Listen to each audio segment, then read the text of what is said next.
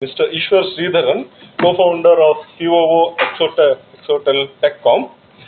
He was our alumni from 2004 MTech batch, and he is now currently the Chief Operating Officer of this particular company. He was also a co-founder of this particular company, and he specializes in Python and coding and other technologies which I am unaware of. I am a physicist, scalability, NoSQL, and PHP, and we welcome him for the next one. Sorry, sir, for being unaware of all the technologies. Hi, my name is Eshwar. I'm an alumni from the, like he said, I'm an alumni from the 2002-2004 batch, and I got a call from professor about 10 days back to come and talk to the institute about my entrepreneurial journey. Very excited to be here. Thank you for the opportunity. So, how many of you are thinking of starting up? How many of you have plans of, I'm going to start a company after my graduation? Very, very few, right? That's exactly the case with me. When I completed graduation, I had no clue that all I wanted to do was get a job. There was no history of anyone in my family going back like 5,000 years of ever running anything. We've always been a service family. They've been into banking. They've been into this. They've been into that. Not a single person in my extended family ever even ran a shop, had a shop, kirana shop. So and when I graduated, I had like lofty plans. I wanted to do PhD in computational linguistics, and then you go meet friends, you have beer, and all of that goes down the drain. So I started working at Yahoo, did a bunch of things, learned a bunch of technologies, and all the technologies that Professor Shivkumar was talking about. All those are 5 years back. I have no idea how to write code at this point in time. Completely business side of things, right? So I wanted to talk to you guys about what it means to be an entrepreneur from my perspective, and see if it helps anyone.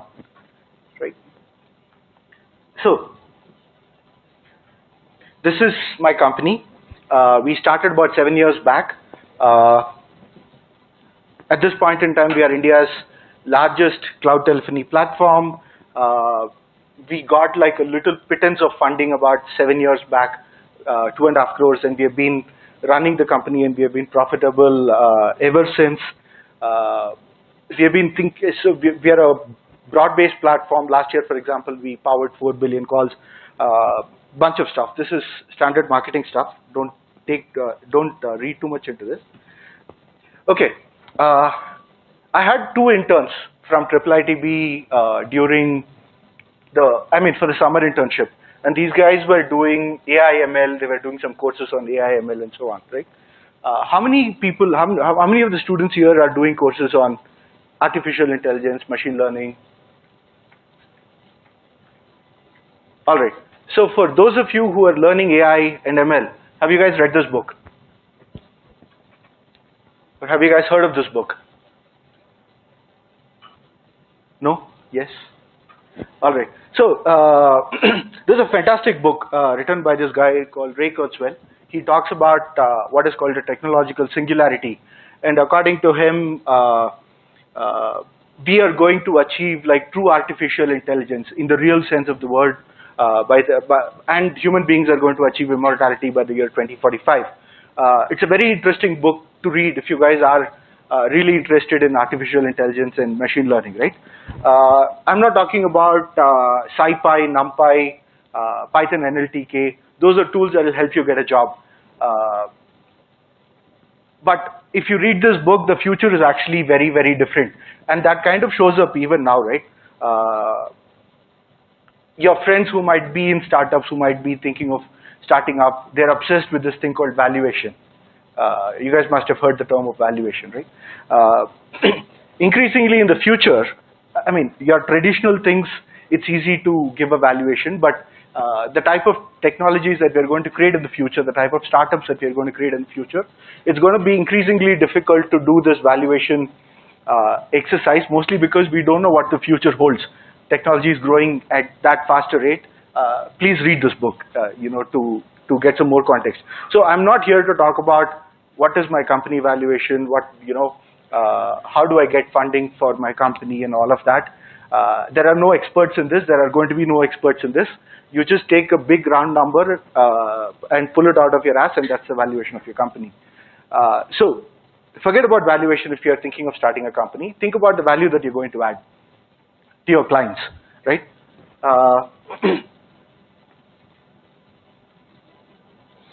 So I'm not going to be talking about valuation. I'm just going to be talking about the journey, what it means to be an entrepreneur at a personal level. So when you start your company, these are the three big things that you will be worried about. What is my company doing? What is the problem that we are solving? How, as in how are we going to solve this problem? So at the initial phases, if you are one of the founders, you'll be thinking about all these problems. What is the problem that I'm trying to solve? How am I going to solve this? Is this the technology I'm going to use? Is this a go-to-market strategy? Do I partner with this person? How much do I need to price it at? How do I, take care of, my competition, and so on, right?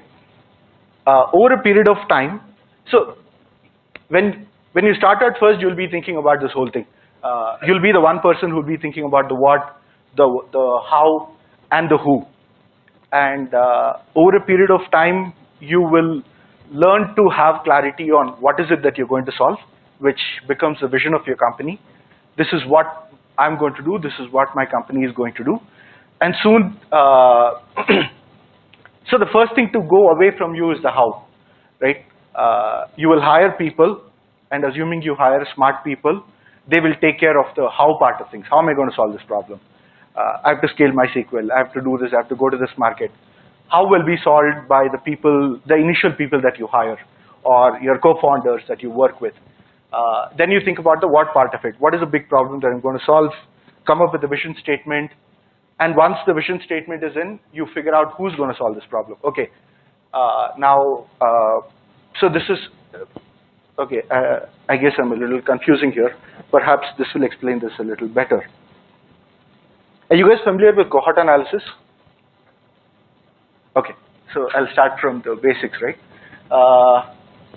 This is just to give you an example, right? One of the most often asked questions to me when I go and talk to people who want to start up companies is, how do I hire? Where do I get my co-founder? Where do I get the first bunch of people to work with me? Fortunately, I believe these are some of the things that we did well at Exotel. So when we started out, our interview process was very simple. We said, if you want to start a company, join us. Make your mistakes in this company. You'll have a free hand in doing whatever is it that you want. You want to do sales, do sales. You want to do operations, do operations. Tech, do tech. Do whatever is it that you want. Make your mistakes here. Stay with us for 1 or 2 years. Build the company to this size and then go away, right? And that, interestingly, so if you look at, so this is when the bunch of people, so each of this color band represents the people who were hired on this particular date, right? The orange band at the bottom is the founders. We continue to remain. If you look at this other band, for example, these are the bunch of people that we explicitly said, come in, make your mistakes, set up processes, and these guys themselves wanted to be entrepreneurs. So this value proposition really attracted them. So these things, right? So these two guys were people who came to us specifically because they wanted to start their own company. So we said, make your mistakes here so that you don't have to make your mistakes when you start your company. And these were the bunch of people who helped us scale really, really well in the initial phases. But once things are set up, they lose interest. They want to move on to other things. So they stopped here and then they went on to do other things. The second set of growth that came for us is from these set of people. These are the set of people who are your early employees who believe in the vision of your company, who believe that there is a real problem that you're here to solve.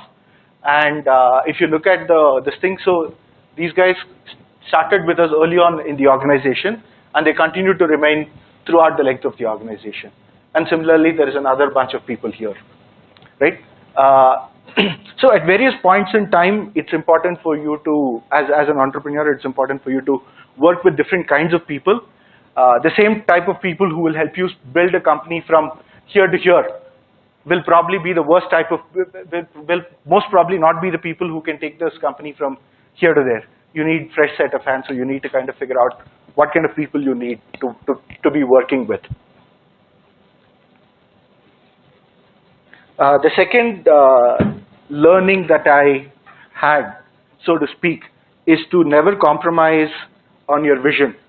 So you start off the company, you're doing okay, you're struggling. Sometimes you're doing really well, sometimes you're not. So you're not doing really well. Sometimes you're struggling. And then there comes this opportunity where there is this company which comes to you and says, hey, can you build this for me? I'll give you 10 lakh rupees, right?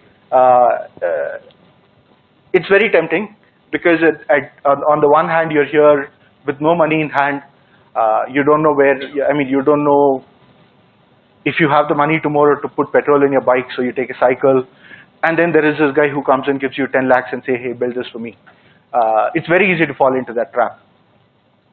Do not. So there is a difference between, okay. So basically, do not ever fall for that trap, right? Secondly, this happened to us. When we started the company, I mean, probably look it up. When we started the company, obviously every company wants sales to happen, right? All the people who started the company were engineers. None of us were from the sales bent of mind. So all we wanted to do was we wanted to sit in office, write code, do some online marketing. People will magically come up and land up on the website, and then we'll have this beautiful product that will automatically make the people go through the product, explain the features, and then get them to swipe their credit card and pay up. But when we went and approached investors with this idea saying that we are going to do only online marketing, about 45 to 50 investors told us, no, this won't work in India. You have to, if you want to sell to SMEs in India, you have to have a fleet on the street. You need to have offices in various cities. You need to have salespeople who are going on their bikes, going to their offices and showing demos, waiting in front of them, getting, and then you need another bunch of people who will go and collect checks. And they said the business that you're trying to establish won't work. Please go back and do something else. But we really believed in what our vision. We did not want to set up another also ran sales company. There was a specific type of company that we wanted to build. So, and also obviously we wanted money. So we went to investor after investor after investor, 45, 50 people said no. And then finally one guy said, okay, here, take 1 crore. Go, do something with it, right? There are multiple instances that I can talk about. It's very easy to take like short-term, shortcuts for immediate revenues and forget the long-term vision of your company. I've seen a lot of people take these shortcuts, take this quick revenues, and end up being a services company. And when you go and talk to them, they say, hey boss, this is not what I wanted to do in the first place. I wanted to do this, but I got money and I got money, and it became this vicious cycle, and I ended up running a company that I really did not want to run. So it's better to shut the company than to compromise on your vision, something that I very strongly believe in. This is, for example, this has been our vision for like 5 years.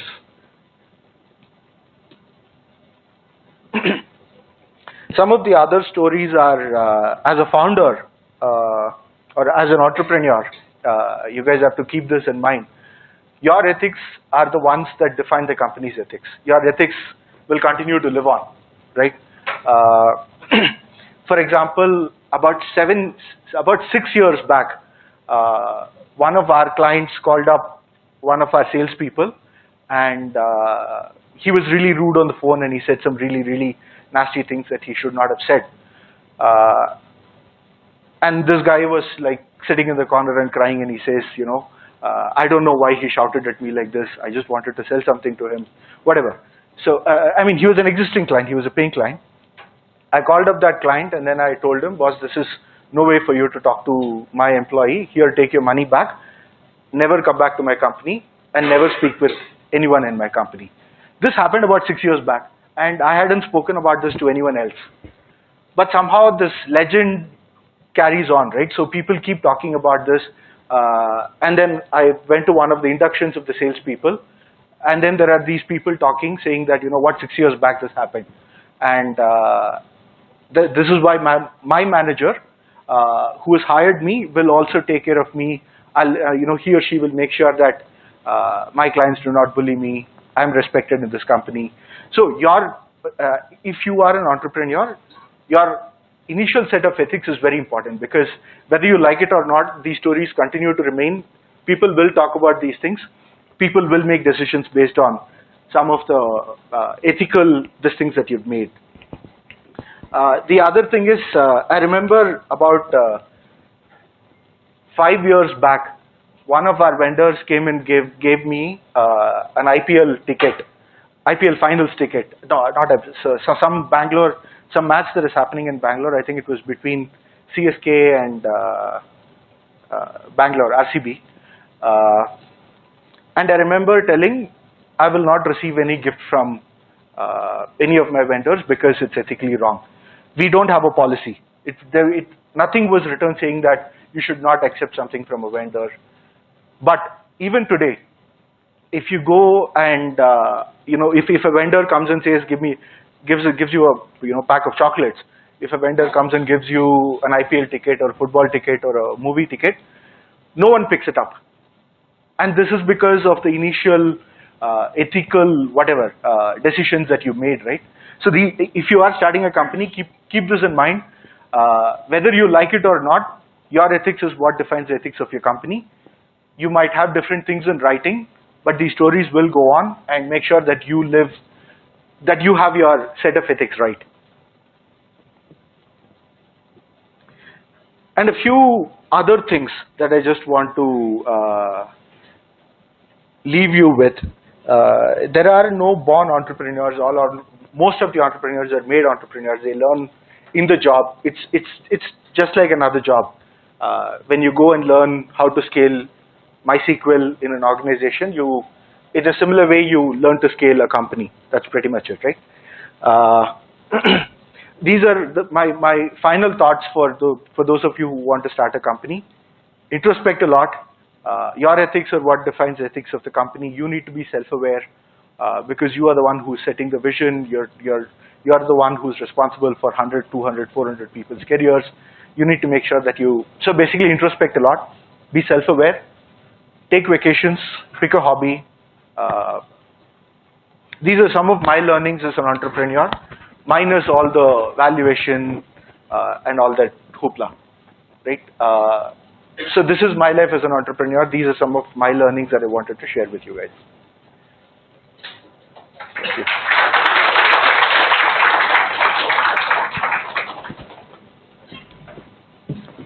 Is there anything that I can answer, perhaps? Sure. Yeah? So, you have tried to, 10 years back, there were enterprise class solutions provided by Siemens and so on, Mm-hmm. And telecom is not something that as a startup you would invest money in, because it's a highly regulated industry. And they will be going through a lot of ups and downs. Yeah. So what made your decision to look into this particular domain, which is very controversial and which is dominated by large players, large telecom service providers, large equipment manufacturers? So how can a startup live in this particular environment? What made you think to do this? Okay, so my opinion of this is very different, was very different 7 years back, and it is very different now. So when we started the company, we were trying to solve a real problem. My co-founder had an earlier company called Rupit. Rupit is what OLX is now. It's a C2C marketplace for used goods, right? If you want to buy something, you want to sell something, you go there. Back then there were no smartphones. You did not have Android apps. You had to. I think we did try writing a Symbian app, but it was a piece of it was a lot of pain. So long story short, there was you did not have smartphones, and whatever you wanted to do on the internet, like post an ad, buy something, sell something, contact the buyer, just like what you do in OLX or quicker now, you had to be able to do it on a phone or an SMS or a call or an SMS, because that was what was ubiquitous, right? And we looked around, there were no solutions. There were solutions. You had to set up a call center. You had to buy this really, really costly piece of hardware from Avaya, whatever. And then you had to get these PRI lines. So basically, long story short, they said it will cost you 15 lakhs in 6 months to get this done. And there was no way in which a startup could afford that, right? So what Shivko did, my co-founder did, was he built a POC where he put it on the cloud. And then he said, I'm not going to get into the details. He put it on the cloud. And basically the problem was that he now had a distributed call center without the need for any infrastructure. And then when we went and spoke with investors, they said, I don't like this idea, but this sounds good. Can I use it for my company? And a lot of our initial friends also who ran companies, they said, can I take this for my company? So we said, this sounds like a good idea. It's a great technology problem to solve. Let's do something about it. We did not think about regulations. We hadn't thought about highly regulated market. We were just a bunch of 30-year-olds who were excited about solving a technology problem. Once we got into this is when we realized it is a highly regulated market. But across the world it's a regulated market, right? It's not just in India. But what keeps us going is this, right? About 15 years back, computation moved to the cloud, AWS.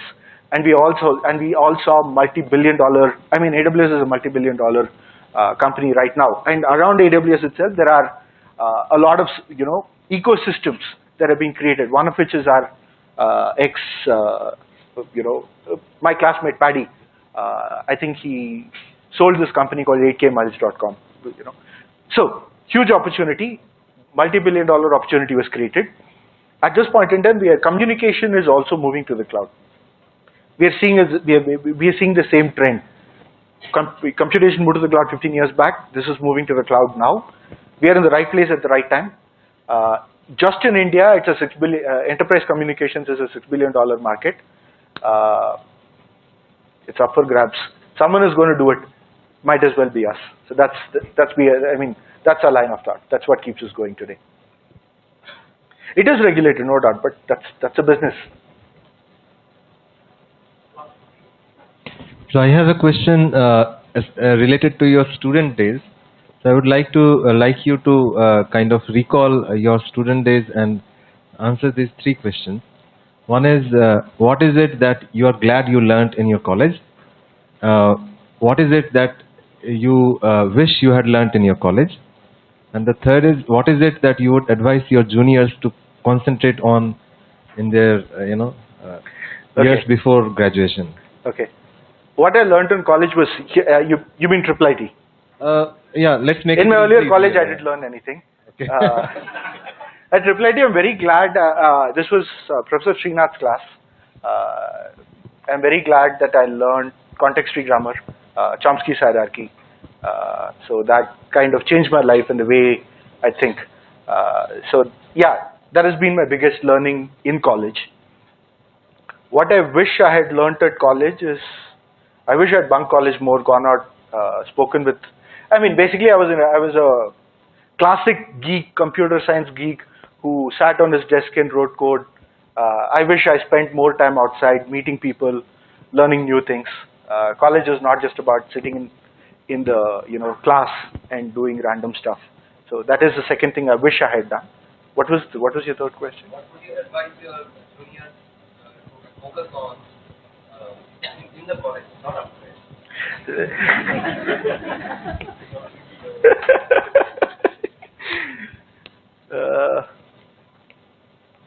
I don't know. Nothing comes to the top of my head. Sir. The last question, please. So now that you actually mentioned so you also mentioned that you wanted to do a PhD in computational linguistics, and now it's all coming back to me that you did actually mention it. Would life would have changed if you had actually taken that path, or because this is next part of this is PhD colloquium, so there are also a lot of them are asking the question, did I make the right decision to take up the PhD path? So what are your views on it?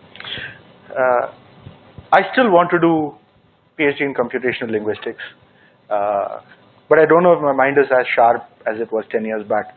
Business is easy, learning is difficult, so I don't know if I can. I'm like close to 40 years old now. I don't know if I can. It's mostly fear. But did I make the right choice? I don't know. I wish I had done. That's it.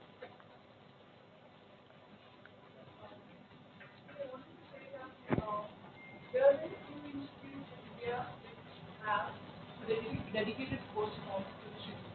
So transition from a student to an entrepreneur is, I think it's a very big transition.